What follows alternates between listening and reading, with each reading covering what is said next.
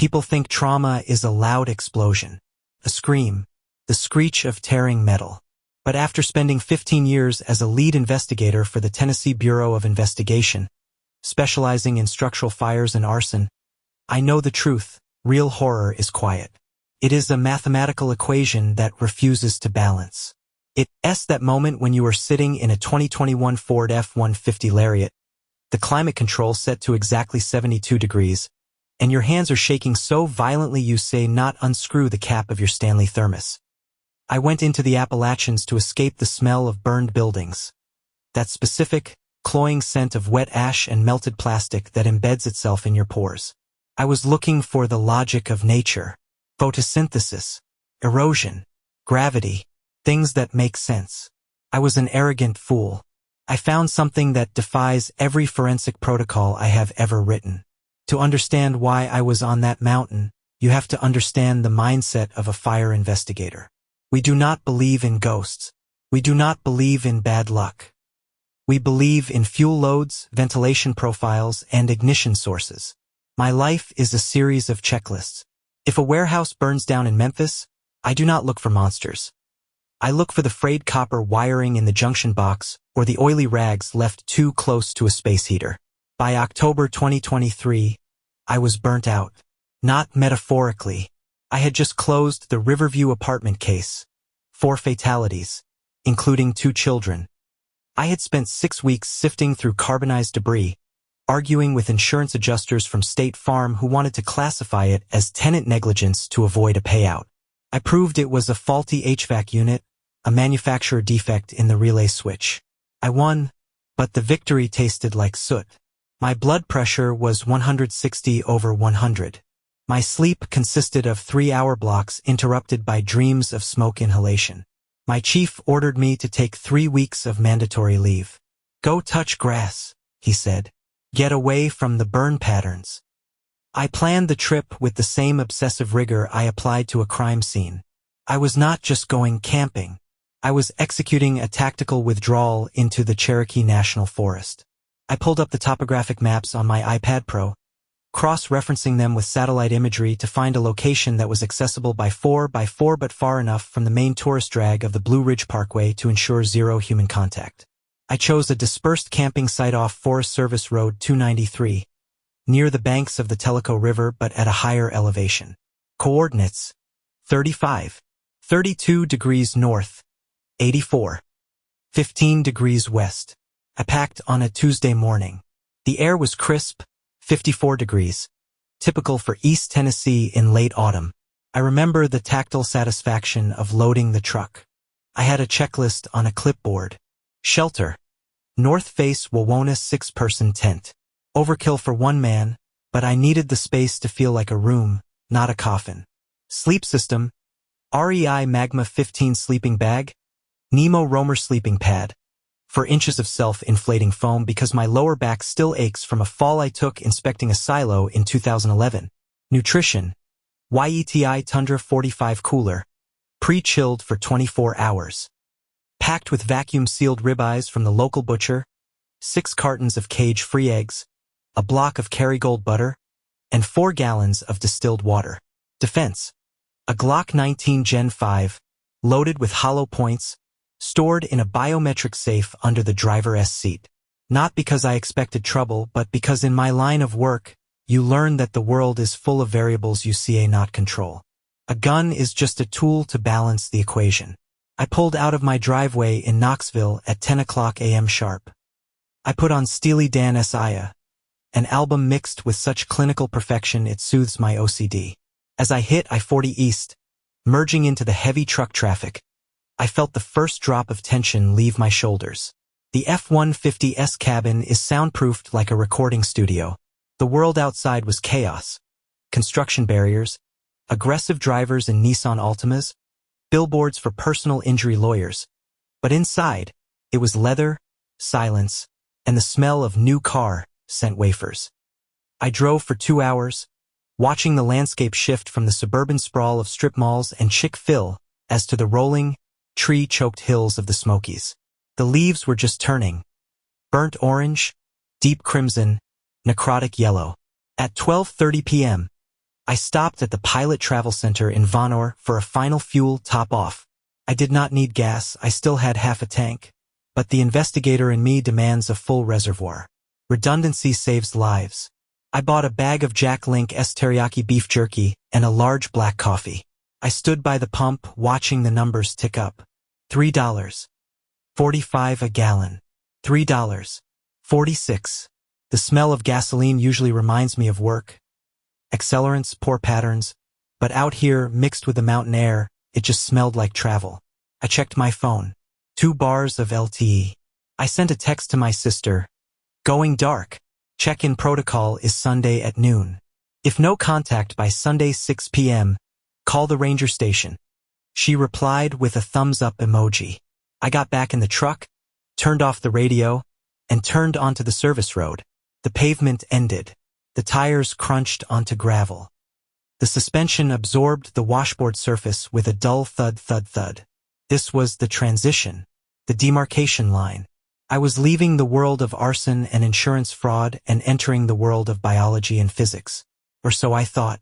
The drive up Forest Service Road 293 took 45 minutes. I was moving at 15 miles per hour, navigating deep ruts and washed-out sections that would have swallowed a sedan. The dense canopy of hemlock and white pine blocked out the sun, creating a perpetual twilight even at 2:00 p.m. I reached the site. It was perfect. A flat clearing about 50 yards off the service road, bordered on 3 sides by thick rhododendron hills and backing up to a steep drop-off where a tributary of the river flowed. The sound of the water was a constant white noise, roughly 60 decibels. Loud enough to mask small sounds, quiet enough to be soothing. I put the truck in park and killed the engine. The silence that followed was not peaceful. It was heavy, felt like a vacuum. Usually, when you shut off an engine in the woods, there's a pause, and then the forest resumes its business. Birds chirp. Squirrels chitter. The wind rustles the dry leaves. But as I stepped out of the cab, my boots hitting the soft mulch of the forest floor, there was nothing. No birds. No insects. Just the rushing water and the ticking of the truck's cooling engine block. Atmospheric pressure, I told myself. Approaching low-pressure system suppresses avian activity. It was a rational explanation. I checked my Garmin Instinct watch. Barometric pressure was steady at 29.92 in Hg. Normal. I shook it off. I had work to do. Setting up camp is a procedural task, and I love procedure. I laid out the footprint for the north face tent. I staked the corners with 9-inch steel stakes, driving them into the rocky soil with a rubber mallet. Thwack, thwack, thwack. The sound echoed strangely, dying out too quickly, as if the trees were absorbing the noise rather than reflecting it. I set up the kitchen area 20 feet away from the sleeping area, standard bear protocol. I unfolded the Coleman Triton propane stove, connecting the green 1-pound cylinder with a hiss of gas. I set up my camp chair, a Helinox Zero, facing the fire ring. By 5:00 p.m., the light was failing. The temperature dropped rapidly. 54 degrees became 48. I put on a Patagonia fleece and a beanie. I decided to gather firewood. I walked to the edge of the clearing where the forest grew dense. The rhododendrons here are ancient, thick, twisted branches that look like tangled limbs. I was breaking dry lower branches off a dead hemlock when I smelled it. It was not smoke. It was not rot. It was the smell of wet copper. Specifically, it smelled like a penny UV held in a sweaty palm for an hour, amplified by a factor of 10. It was metallic, sharp, and utterly out of place. I froze, my hand gripping a branch. I sniffed the air, turning my head like a pointer dog. Electrical fire? My brain immediately went to my training. Is there a downed power line? Impossible. The nearest power line was 7 miles back down the valley. I scanned the woods. The twilight was playing tricks, turning shadows into shapes. I looked up the ridge about 100 yards through the trees. I saw him, or I saw something, a figure, standing perfectly still. It was wearing what looked like a red flannel jacket, but the color was muted, drained by the low light. It was facing me. I did not wave.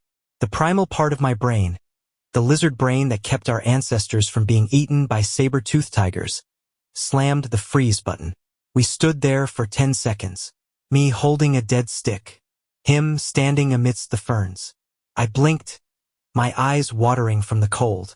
When I cleared them, the figure was gone. Pareidolia, I muttered. The tendency of the human mind to perceive patterns, specifically faces, where none exist.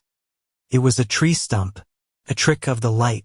I dragged the wood back to the fire ring. I stacked the kindling in a log cabin structure, maximal airflow, optimal burn rate.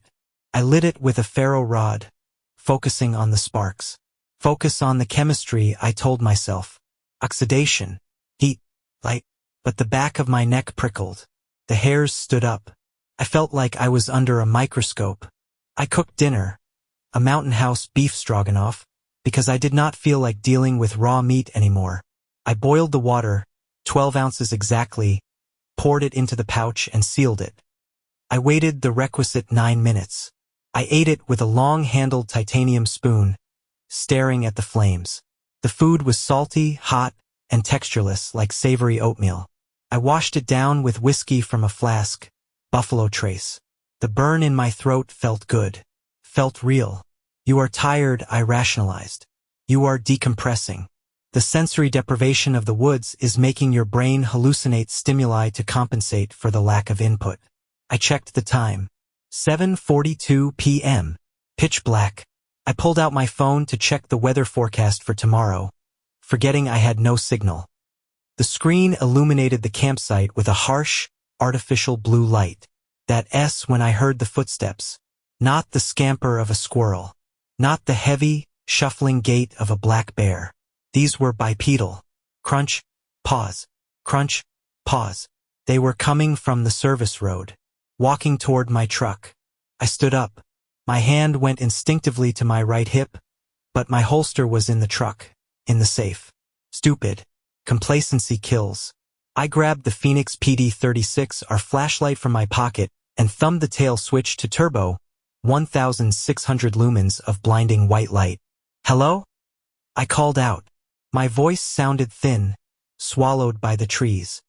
Private campsite.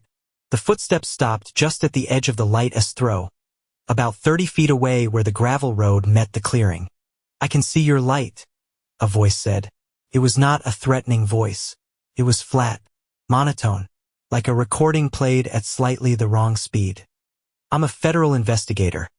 I lied, projecting my voice the way I did when interviewing a suspect. Come into the light where I can see you. Hands visible. A man stepped into the halo of the beam. He was wrong. He was wearing the red flannel I had seen earlier, but it was filthy, stained with dark grease and mud. He wore oversized denim jeans that were frayed at the hems, dragging over heavy work boots. But it was his face that triggered my internal alarms.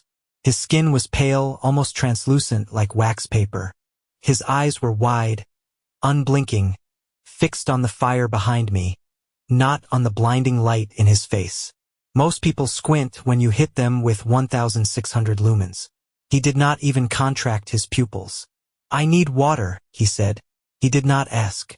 He stated it. I do not have extra, I said. Another lie. I had 4 gallons. Who are you? Where's your vehicle? My radiator is dry, he said. The engine is hot. It exceeds operating temperature. The phrasing made my skin crawl. Exceeds operating temperature. Who talks like that? Mechanics? Engineers? You have a car breakdown? I asked, lowering the light slightly to his chest level. I scanned his hands. Empty. But his fingernails were black, caked with what looked like soot. The cooling system failed, he said. He took a step forward. His movement was jerky, like a marionette with a tangled string. I need fluid. Stay there, I commanded. I backed up toward my truck. I can call a ranger for you. I have a satellite radio. I did not, but I needed him to think I had a link to the outside world. He stopped.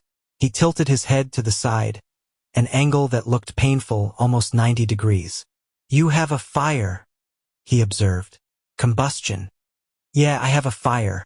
Look, buddy, turn around. Walk back to the main road. Someone will pick you up. He smiled, but the smile did not reach his eyes. It was just a manipulation of the mouth muscles.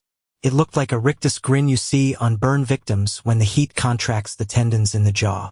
The main road is closed, he said softly. The investigation is ongoing. My heart hammered against my ribs. The investigation. What investigation? I asked. The one regarding the heat, he said. Then, without turning around, he began walking backward. He did not step backward carefully.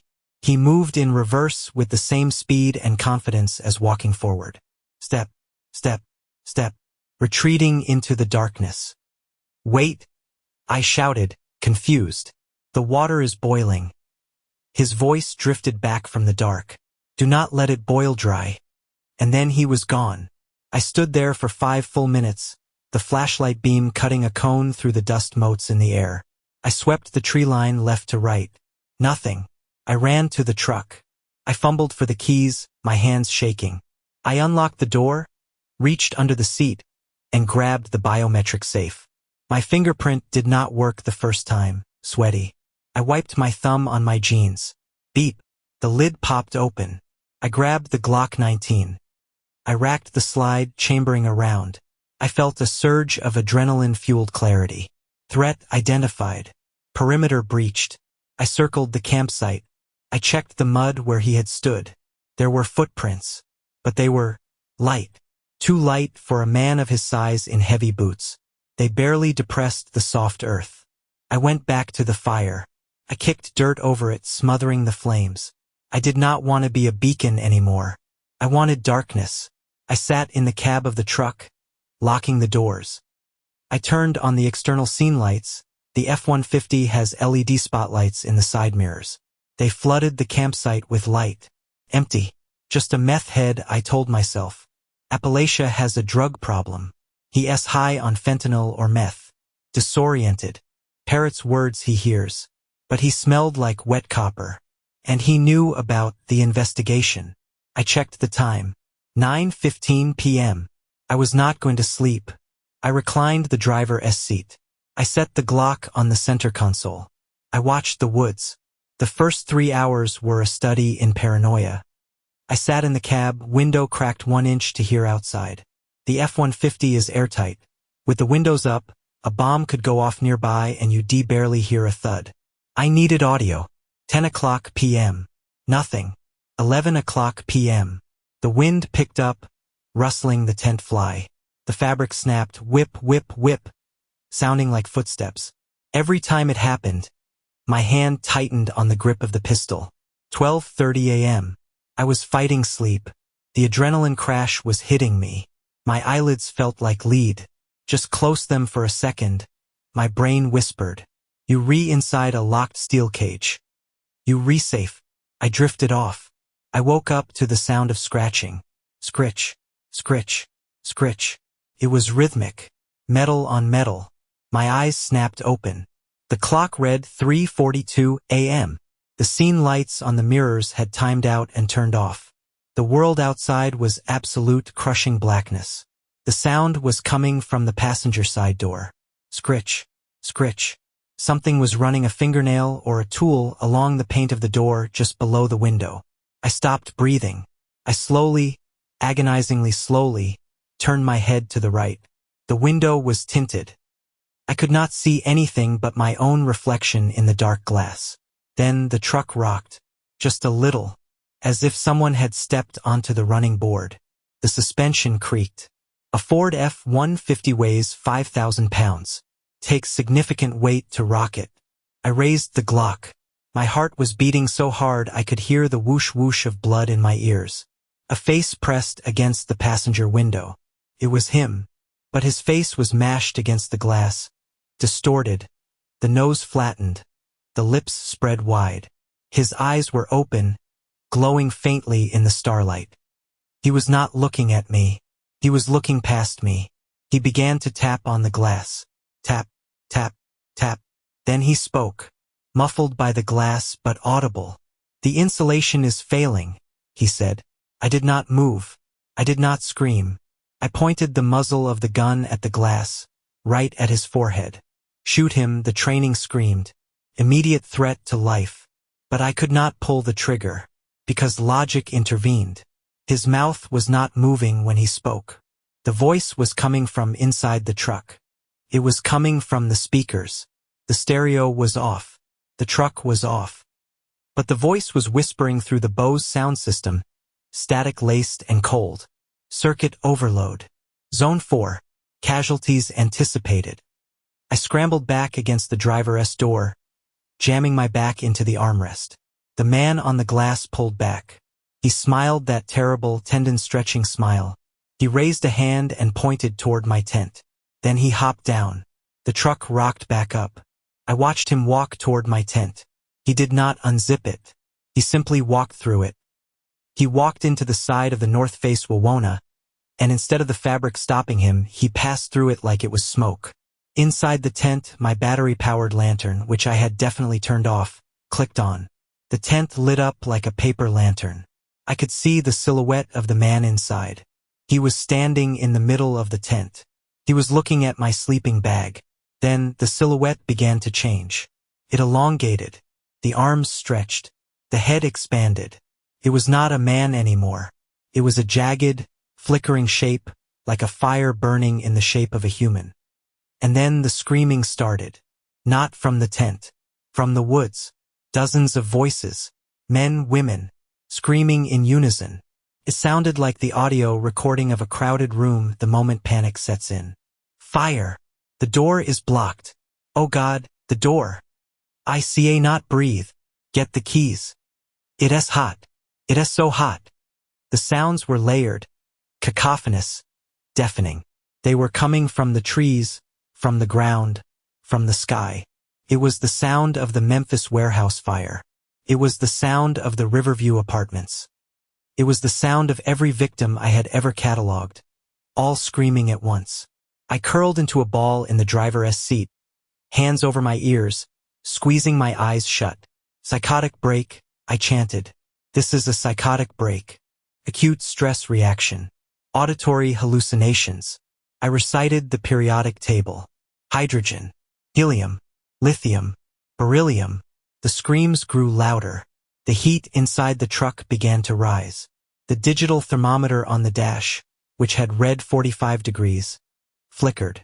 60 degrees Fahrenheit. 75 degrees Fahrenheit. 90 degrees Fahrenheit. 115 degrees Fahrenheit. The air grew stifling. I could smell the leather of the seats heating up. I could smell the plastic of the dashboard off-gassing. I was going to cook inside my own safety cage. I grabbed the key fob. I jammed my finger onto the panic button. Honk, honk, honk, honk. The horn blared, shattering the night.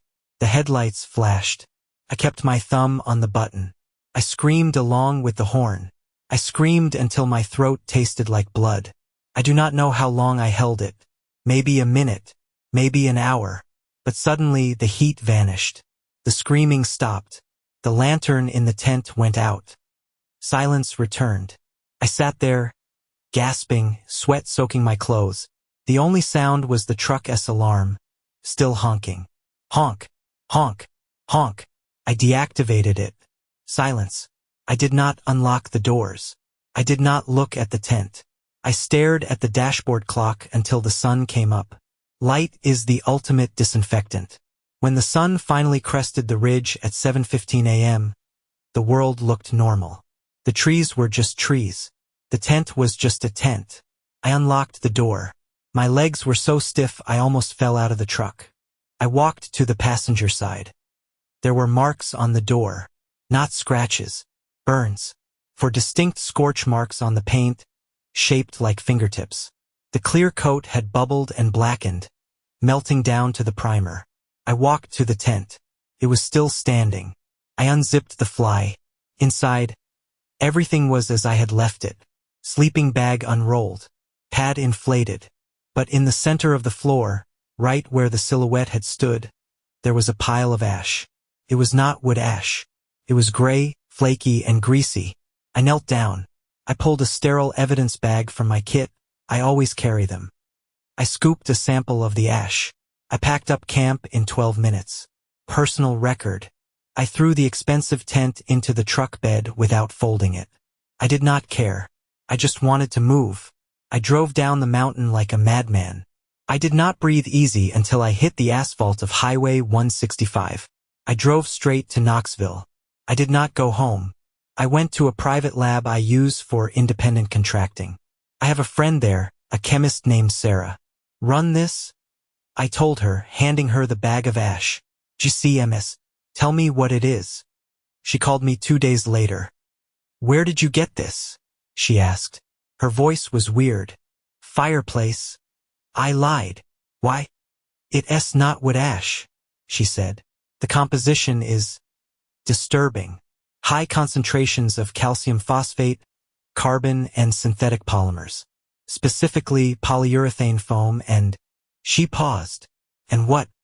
And traces of antique electrical insulation. The kind they used in the 1930s. Cloth-wrapped copper. I hung up. I did some digging. Not into the ghosts. Into the land. Forest Service Road 293. In 1934, there was a civilian conservation corps camp there. Camp 14. They built trails. But that was not it. I dug deeper. I went to the county archives. In October 1941, a secret government project requisitioned that land. They built a small testing facility for incendiary devices, a prelude to the war effort. On November 7, 1941, there was an accident. A prototype magnesium bomb detonated prematurely during a live test in a bunker. 14 engineers were trapped inside. The bunker was sealed to prevent the fire from spreading to the forest. They burned to death. The official report said they died instantly. But the localized reports, the ones buried in the basement of the library, said the fire burned for 3 days inside the concrete shell. The site of the bunker? Coordinates: 35, 32 degrees north, 84, 15 degrees west. Exactly where I pitched my tent. I sold the truck. I could not look at the scorch marks on the door. I could not get the smell of wet copper out of the upholstery. I do not go into the woods anymore. I stick to the city. I stick to concrete and steel. But sometimes, late at night, when the house is quiet and the HVAC kicks on, I swear I can hear it in the vents. Scritch, scritch, and the faint, static whisper. The insulation is failing.